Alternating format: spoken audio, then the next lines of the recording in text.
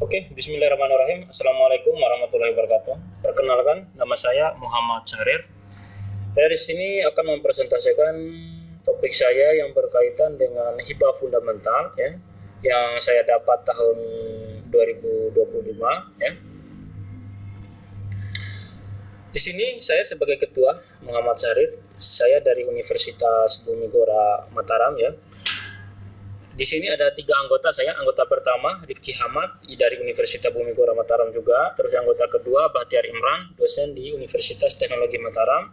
Terus anggota ketiga ada Pak Dr. Muhammad Sairoji Hidayat ya. Beliau bertugas di Rumah Sakit Lombok Utara. Oke, jadi alhamdulillah total hibah yang saya terima kemarin 113 juta sekian ya. Nah, adapun judul hibah saya adalah optimalisasi diagnosis infeksi keratitis in vivo convolutional mikroskopi menggunakan model generatif dan convolutional neural network (CNN) pada imbalance dataset ya. Oke. Jadi di sini fokus saya adalah mengenai penyakit mata keratitis. Kenapa saya memilih topik ini? Ya karena kita tahu sendiri bahwa mata ini adalah karunia Allah Sang Pencipta. Mata adalah panca indera penglihatan yang memungkinkan manusia melihat keindahan dunia, membaca, belajar, bekerja, dan lain sebagainya ya, mengenali antar sesama. Tanpa penglihatan hidup akan jauh lebih terbatas, karena itu mata disebut sebagai jendela dunia. Nah, wujud syukur kita bagaimana kita memelihara kesehatan mata. Cuman pertanyaannya, kalau sudah mata berpenyakit, kita harus ngapain? Nah, seperti itu ya. Oke.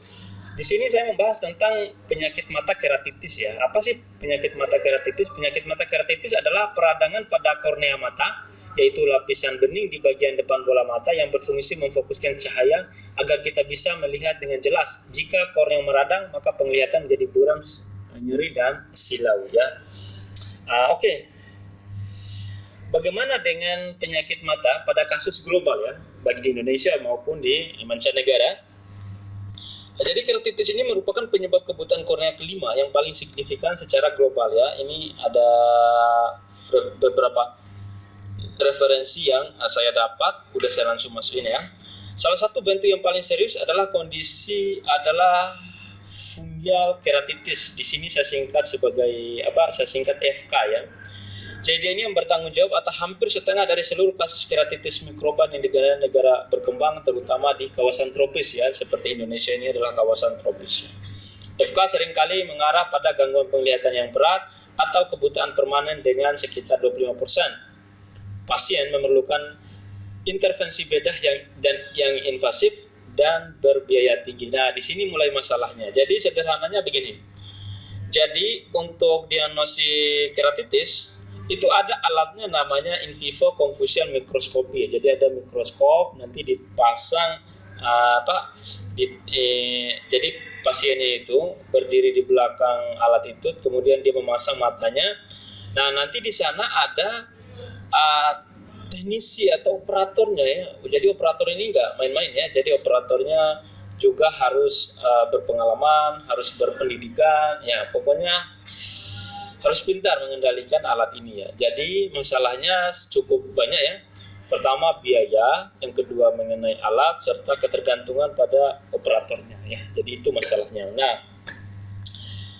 dengan masalah seperti itu ya, dengan adanya masalah seperti itu, kan sekarang ini kan berkembang yang berkaitan dengan kecerdasan buatan. Nah, yang melatar belakangi topik ini yaitu bagaimana pendekatan yang berbasis deep learning, yang berbasis kecerdasan buatan ini bisa menawarkan solusi untuk diagnosis otomatis. Nah, untuk diagnosis otomatis ini khususnya interpretasi citra medis yang kompleks ya. Jadi ceritanya rencana saya itu kita tidak membutuhkan alat itu lagi ya, bukan tidak membutuhkan ya, maksudnya kita singkirkan dulu alat itu karena biaya kita tidak sanggup untuk membelinya, makanya kita manfaatkan deep learning untuk mengolah dataset yang sudah ada sebagai data pengalaman, sebagai data training. Untuk apa? Untuk diagnosis awal penyakit keratitis ini ya. Jadi kita tidak perlu ada operator, kita tidak perlu ada alat gitu kan ya. Seperti itu. Nah, cuman masalahnya lagi,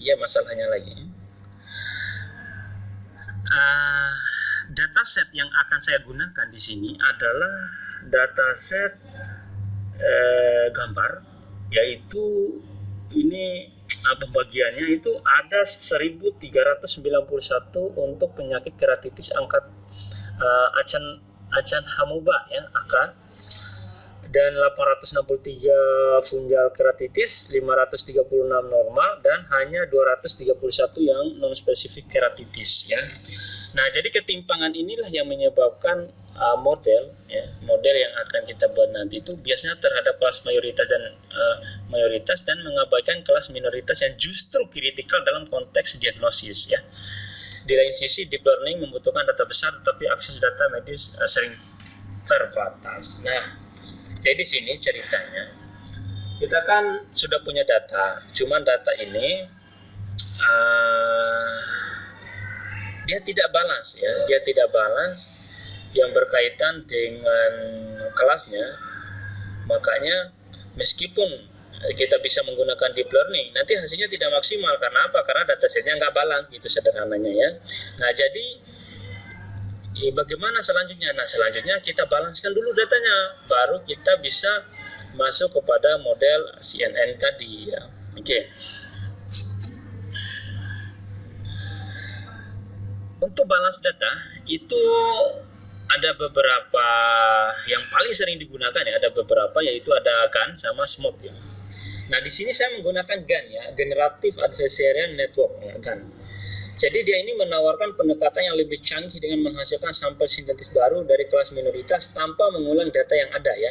Penggunaan GAN dalam beberapa tahun terakhir telah digunakan secara luas dalam sintetis data baru. Nah, jadi GAN ini dia berfungsi untuk membuat data palsu ya, yang sangat mirip dengan data asli ya. Nah, jadi data palsu inilah yang akan digunakan sebagai data training ya. Untuk apa? Untuk memenuhi kelas minoritas tadi ya, supaya sama-sama banyak kelasnya ya, jadi tidak timpang seperti itu ya. Jadi seperti itulah inti daripada penelitian saya. Adapun hasilnya bisa kita lihat. Nah, ini hasilnya ya.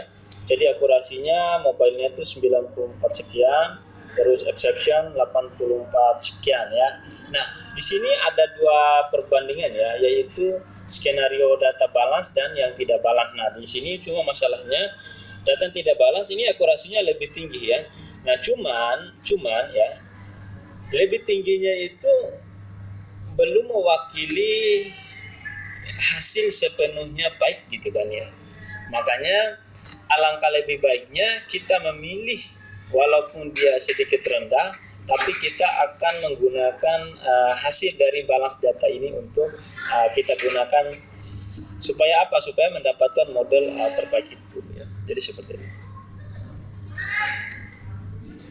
Nah, sementara di dalam metodologi penerapannya di sini ada dua fase ya. Ada dua fase. Fase pertama kita memiliki dataset itu kita pre-processing dulu ya. Kita gunakan GAN di sana ya. Kita balancekan dulu datanya. Nah, setelah data balance yang keluar dari fase pertama masuk ke fase kedua, baru kita menggunakan CNN untuk modelingnya. Lalu kita coba lihat hasil ya, dan kita lihat evaluasinya. Dari evaluasi ini kita bisa mendapatkan model terbaik. Nah, itulah yang kita ambil seperti itu ya. Nah, adapun luaran dari penelitian saya itu artikel sudah saya submit di Jurnal Internasional Bereputasi Q3 ya. Dan alhamdulillah sudah di accepted ya, tinggal copy editing aja. Alhamdulillahnya LOA-nya juga sudah dikirim ya.